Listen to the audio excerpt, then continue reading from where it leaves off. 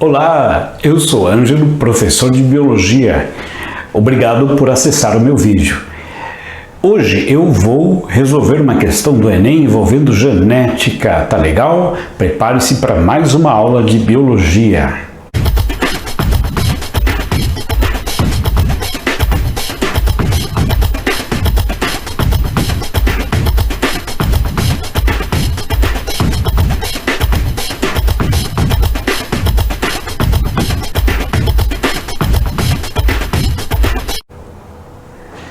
É isso aí, gente. Vamos lá.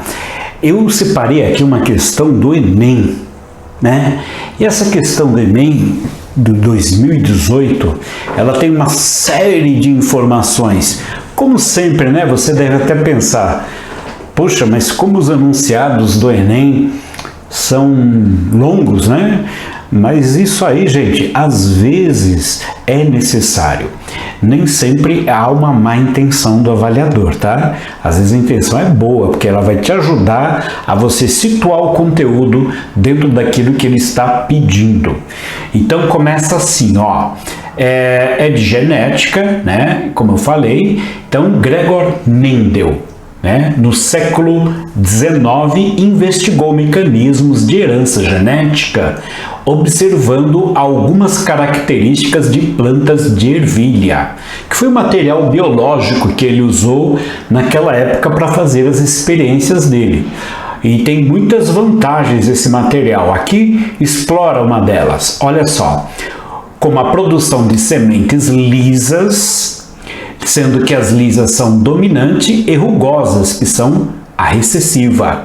Lisa é dominante, rugosa é recessiva. Característica determinada por um par de alelos, ou seja, o Mendel, ele verificou que cada característica não é causada por um fator, que é o gene, mas por dois fatores, ou seja, dois genes, que formam um alelo, tá? Com dominância completa. Dominância completa é quando você tem um gene que domina em relação ao outro. Então ele pode aparecer duplamente, né? Só ele, ou ele pode aparecer com um outro que é recessivo. Mesmo assim, ele prevalece. Então, isso é dominância completa. Quando o homozigoto e o heterozigoto, que é o misturado, dão a mesma característica. Bom, ele acreditava que a herança era transmitida por fatores. Ele nem chamava genes, né? Que mesmo não percebidos nas características visíveis, quer dizer, nos fenótipos de plantas híbridas, que quer dizer heterozigotas, resultantes do cruzamento de liagens puras, que quer dizer homozigotas, estariam presentes e se manifestariam em gerações futuras. Ou seja, ele desconfiou que, apesar de a planta não demonstrar, não apresentar nenhuma característica entre as duas, quer dizer, uma das características desaparecia, não queria dizer que aquele ser vivo, ou aquela ervilha, né, no caso, não tinha aquele gene. O gene não desaparece, ele permanecia dentro do ser vivo, porém não se manifestava, podendo reaparecer numa geração futura. É isso, gente. Bom, aí ele usou uma grande sacada que as ervilhas poderiam favorecê-lo. As ervilhas são plantas com flores hermafroditas, que podem, inclusive, fecundar a elas mesmas, ou seja, promover a autofecundação. Olha que legal, né? A autofecundação, que fornece dados para corroborar a ideia de transmissão dos fatores idealizados por Mendel, ocorre entre plantas. Então vamos lá. que tipo de plantas isso pode acontecer? Na verdade, gente, isso pode acontecer apenas quando a planta é híbrida, né, mas com caráter dominante, tá? Com caráter dominante e que produz sementes lisas e rugosas, tá? Então aqui a alternativa certa é a alternativa B, tá bom? Agora, pera aí, professor, como é que é isso direito? Explica direito isso. Para quem já entendeu, ótimo. Para quem ainda não entendeu, calma lá. Então vamos pegar o seguinte. Ele está falando aqui, ó, de planta lisa que é dominante. Então vamos colocar os dados aqui, ó. A planta lisa, ela é dominante, tá? Dominante. A planta rugosa, ela é recessiva, tá? Então, a probabilidade maior é de aparecer plantas com sementes lisas, tá? As plantas com semente rugosa, elas podem não aparecer em uma geração e reaparecer em gerações futuras, né? Mas como o Mendel chegou a esses resultados? Dá uma olhada só, vamos justificar isso aqui tudo. Então, primeiro, a gente tem uma regra em genética de dar o nome ao gene através da primeira letra do caráter recessivo. E por que que a gente usa o recessivo? Justamente porque, pelo fato dele desaparecer ou poder desaparecer em uma geração, então a gente coloca a letra do nome dele para não esquecer que aquela característica existe, tá? Então, como é que pode ser a dominante? A dominante, ela é assim ou assim. Lembrando, R de rugoso. E o rugoso vai ser assim. Tá legal? No experimento que ele fez, o Mendel, ele fez um experimento. Então, no experimento que ele fez, ele separou plantas que ele tinha certeza que tinham uma linhagem pura. Então, ele fez uma primeira parte, ele pegou assim, ó, uma planta produzindo semente dominante, lisa, tá? E cruzou com outras de semente recessiva, rugosa, tá? Se ele faz esse cruzamento, e de fato ele fez, o que aconteceu?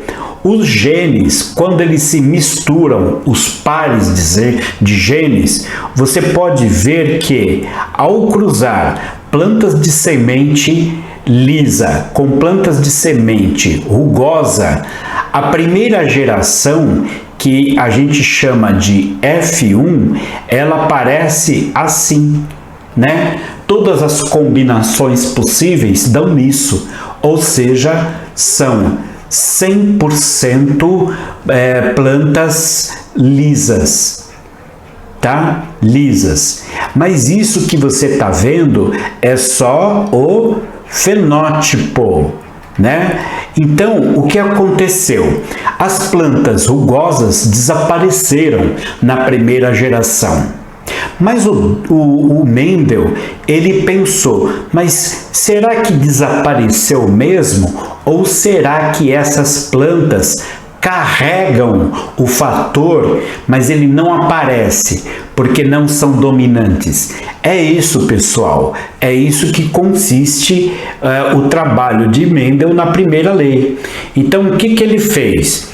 Para ter certeza se essa geração aqui, ó, que deu isso aqui, era pura igual a que ele tinha feito na primeira etapa, né? ou se não era pura, ele fez a autofecundação delas. Então, como saber se essas plantas são puras ou se são misturadas? Então, na verdade, a palavra que ele usava quando era misturada, híbrida. Então, híbrida quer dizer que é o mesmo que heterozigotas.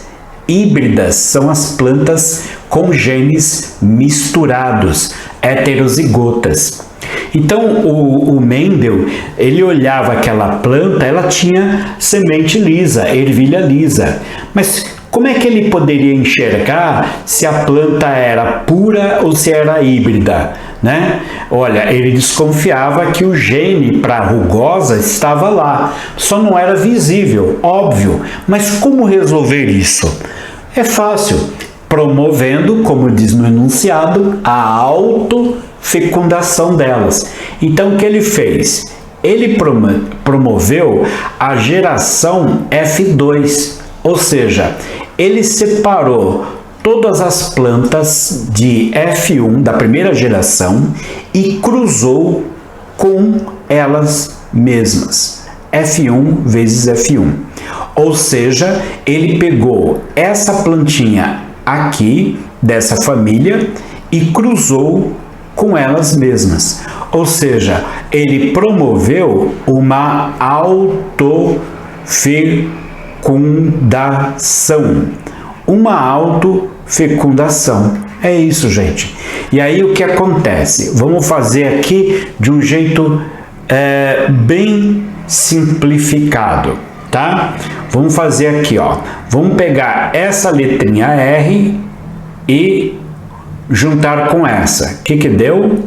Isso aqui, tá? Agora vamos pegar essa mesma letrinha e combinar com essa. Olha o que que deu? Isso aqui, certo? Agora vamos pegar a segunda letrinha e combinar com essa, sempre colocando a maiúscula na frente para não ficar muito embaralhado, tá? Deu isso aqui. E por último, vamos pegar essa letrinha aqui e comparar ou combinar com essa. Agora deu isso aqui, tá certo? Então o que acontece?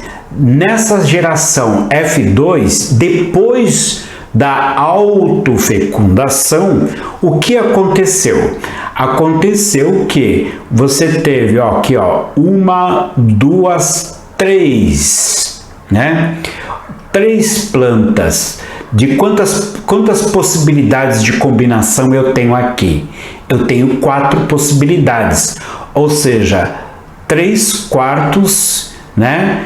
Elas são necessariamente lisas, né? Por quê? Porque elas têm o R maiúsculo, né? Melhor dizendo.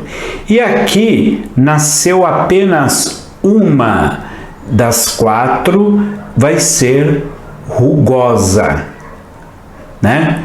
Ou seja, de cada 4 plantinhas, uma vai gerar semente rugosa. Então aí o Mendel descobriu que as características recessivas, elas não desaparecem, elas estão lá, apenas não se manifestam, tá? Então, pessoal, esse foi o trabalho que o Mendel fez na primeira lei de Mendel. Então, ó, a autofecundação que fornece dados para corroborar a ideia de híbridas, né? De fenótipo dominante, tá? Quer dizer, tem que ter um R maiúsculo, que produzem sementes lisas e rugosas. Ou seja, quando ela é heterozigota, ela produz descendentes com sementes lisas e descendentes com sementes rugosas. Tá legal, gente? Então é isso aí. Espero que vocês tenham entendido, tá? Se ajudou vocês, compartilhem, tá bom? Um abraço para vocês. Até a próxima. Tchau.